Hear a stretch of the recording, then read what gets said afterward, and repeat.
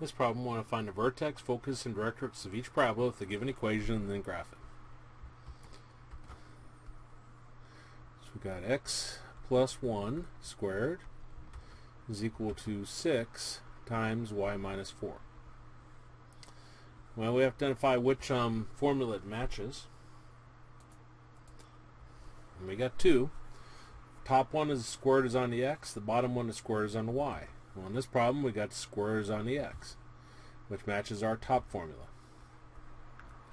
So we're going to be working with x minus h squared is equal to 4p times y minus k. And we want to write this in standard form. And it's almost there. The x plus 1 squared is fine. We just need either x plus a number or x minus a number squared. Now we want to rewrite 6 as 4 times something. We'll come back to that. And the y minus 4 is okay. We just want y plus a number or y minus a number.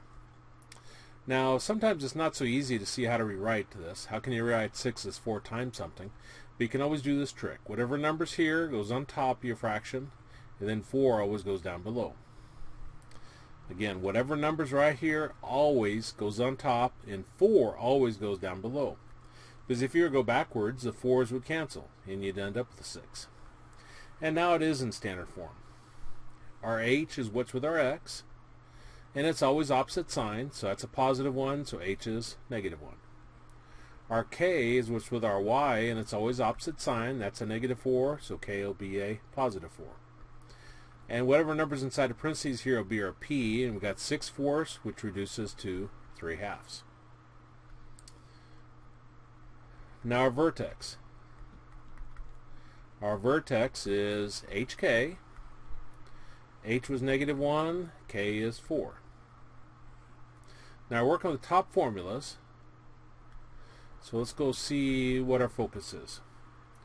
Focus is h, k plus p. So h, k plus p.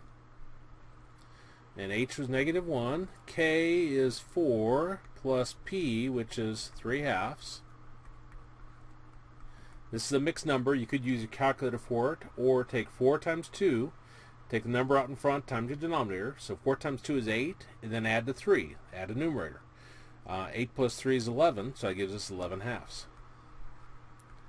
Again, what I did there, take the number out in front, multiply times your denominator. 4 times 2 is 8, and then add a number on top. 8 plus 3 is 11. And then your denominator stays the same. Okay, and our directrix was y is equal to k minus p. Well, k is 4 minus p, which is 3/2. And this is a mixed number form, so I'll take the number to the side, multiply times the denominator. 4 times 2 is 8, and then add a number on top. 8 plus negative 3 is 5. So that gives us 5/2. So again, I took my number out in front, the 4, multiply times the denominator. 4 times 2 is 8, and add a number on top. 8 plus negative 3 is 5, and then the denominator stayed as is. So that's our directrix. Now to graph these. Vertex is negative 1, 4.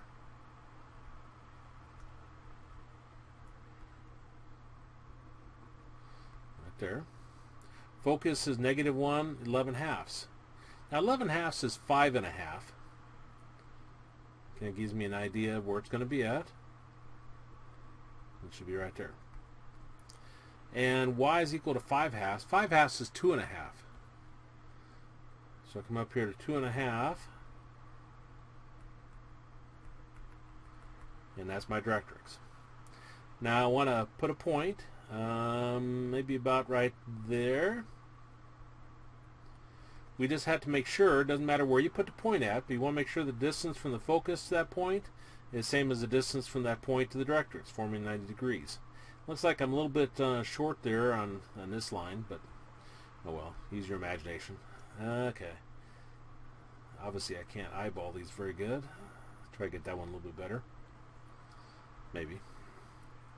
So the distance from the focus to that point, again, should be the same as the distance from that point to the directrix, forming a 90-degree angle. After you get two of them, then you can draw your graph. And by symmetry, this will look like that. And that's a rough sketch, but you get the idea. I could do more points if I wanted to get more precision. I could use a ruler, but that's good enough for sketching.